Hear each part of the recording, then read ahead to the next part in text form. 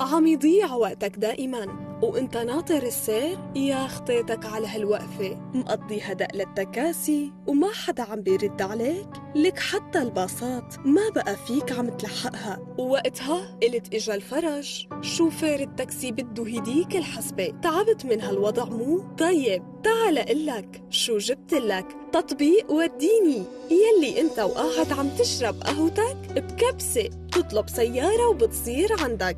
وريحولي حالكم من هالشنطة. انتظرونا قريبا على منصتي جوجل بلاي وآبل ستور.